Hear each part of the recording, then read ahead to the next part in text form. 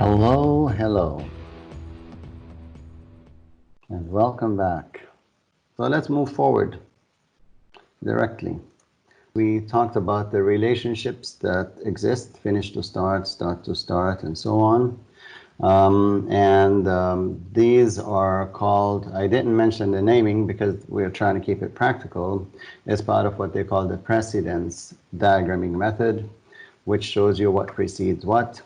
And we showed 4 types of relationship, and we also introduced the concept of leads and lags. Lags will create, a delay between 2 activities, whereas leads can speed up and get the second activity started before the other one is finished.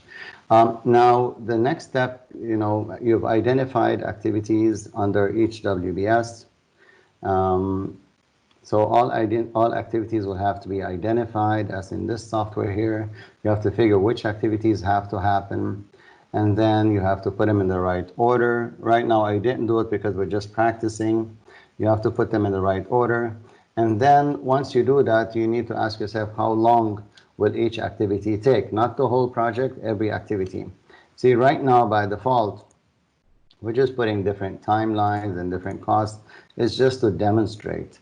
But in reality, you need to figure out the duration of these activities, and it can be as simple as looking at the amount of work that you have and how much you're able to do per day. So production rate will be either your hourly productivity or daily productivity. It's better to think in terms of daily productivity. So an example would be if I said we had 100 desks to move and set up, and we figured that our productivity is we can do 40, not 40, let's pick something else. We can do 25 desks per day. That's our productivity. In that case, 100 desks and our productivity being 25 desks a day means that it will take us 4 days to actually finish the whole task of moving 100 desks or setting them up.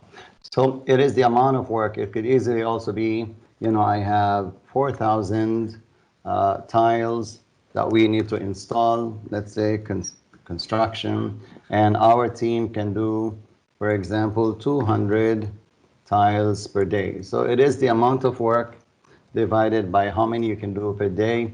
When you divide 4,000 by 200, I think you get 20. So that means you need 20 days. The only way you can finish in less than 20 days is you have to increase your productivity. So if this went to, let's say, 250 tiles per day, then you will need 16 days.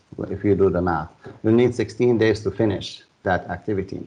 So your activity really depends, your activity duration depends on how much you can do per day. And how much you can do per day also depends on how many resources you have or what technology you're using to do the work. If you're using old style technology or you have a few number of people or something, then it might take you a bit longer to do the job. So what you want to do is try to improve your production rate.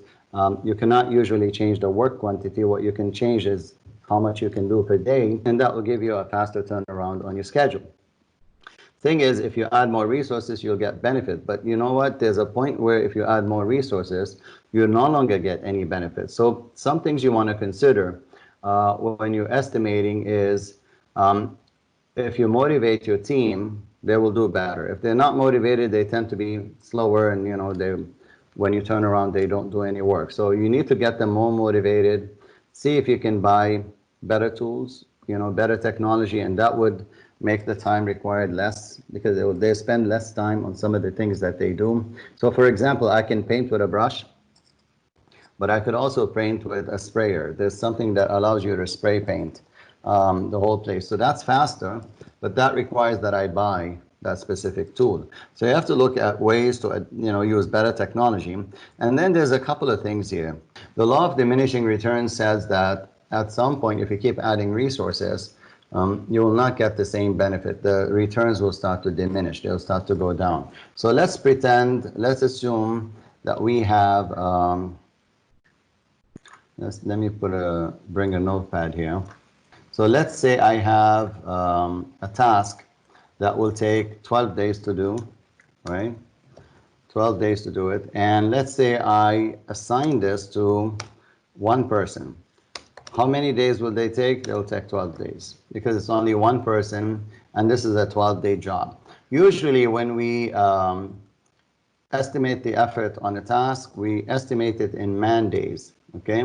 So 12 man days, meaning 12 days for the average man. Now, it doesn't mean man, it can be a woman, but that's what they call it. They call it a man day. So this is a 12 man day job for one person divided by one person. Then I expect that one person will need 12 days because it's a 12 man day job. But what if I was to put two people on it? So two persons on it. How many days should it take? So it's 6 days, right? Now a question for you. I'm going to put three people on it. How many days will it take? 4. So you're doing simple math, right? Now the amazing thing is when I go and add any more people here, you know where I'm going with this. I'm going to put 4 people now, and by default, you're going to say, well, it would be 3 days, right? Well, in reality, it's not always straight math. What usually happens is at some point when you keep adding people, they start to slow down. They talk more to each other. They take longer breaks. They take turns, and you don't necessarily get the same results. So you might get like 3.5 or even 4 days. So you find that I added one more person and it did not give me a straight math. It gave me the same results as if I had 3 people. And you know that can happen, right? When team members start to talk to each other because there are way too many. Sometimes it is not because they talk or take longer breaks. It is sometimes because they they start to trip on each other in a way. It's a small, narrow space, and they cannot really go around easily to do the work. Imagine many people painting the same room. They might stumble into each other. And the other thing is some things need to be done in a specific order. So even when you add more people, you really cannot finish any more faster. So I would say that at 3 people, I've hit probably my optimal performance. 3 people in 4 days. Why pay 4 people and still get it done in 4 days? It says here, this is the point where after that I start to get diminishing returns. So that's the law of diminishing returns. It says there is a point where the benefit does not go the way you think. You're going up and up, you're getting more value, and at some point you feel like you've started to get minimal value, it's plateauing, and even if you add more, you'll be amazed, but sometimes the performance can drop because too many people tripping on each other, and it's not the best environment for them. So you need to watch for the point where you're not really getting any more value from adding more people, and that's the point of maybe optimal value that you're getting from your staff, and from that point on you're getting reduced benefit from the additional people. That requires that you just keep an eye. There's no real science to it, but you'll know that the activity is taking the same duration or you're not getting a one-for-one benefit. So adding more resources is going to help you, but there's the law of diminishing returns. Using better technology will help to a certain point, and also if you're motivating the team, you can also get better benefits. Now, I want to introduce you to 4 estimating techniques. One of them is really easy. This one. This reserve analysis is adding a buffer in case something goes wrong. So if somebody says, I need 10 days to get a task done, and you feel that there's a risk in that activity, you might put 12 days. The extra 2 days are just to be on the safe side. So that's the reserve analysis. It's called reserve. It's risk reserve. But the other ones, top-down, also called analogous estimating, and bottom-up and parametric, I need to explain to you if you have not been on project management training.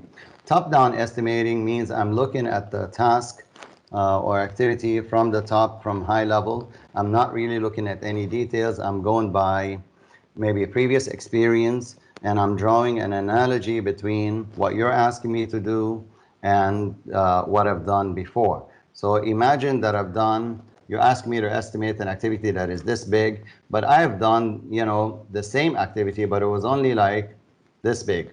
I only did this much of it. Maybe there's 9 here and there's 3 of it here.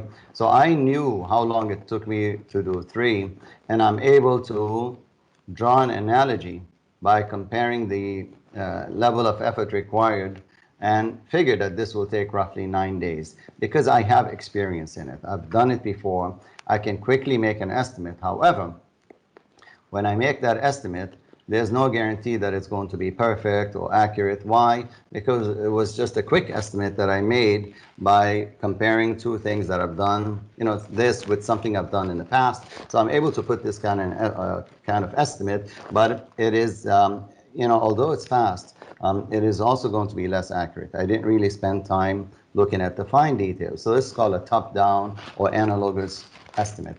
If I want to be more accurate, then what I have to do is I have to use the bottom-up estimating technique.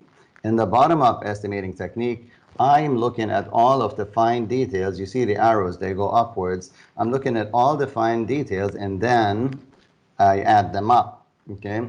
So if I want to go and figure out how long it will take us to do the move, I can count the number of desks and I can count the chairs and time it takes to wrap and, you know, add up all of the fine details and say it will take me 16.3 days, you know, or something like that. I'll give you a good estimate because I've looked at every single detail, right? It is going to be more accurate, but it's going to take me time to give you this estimate. So bottom up is the most accurate, but it requires that you spend the time to see all of the details, as opposed to top down here, where I made a quick estimate, but I didn't really take the time to go and look at the details.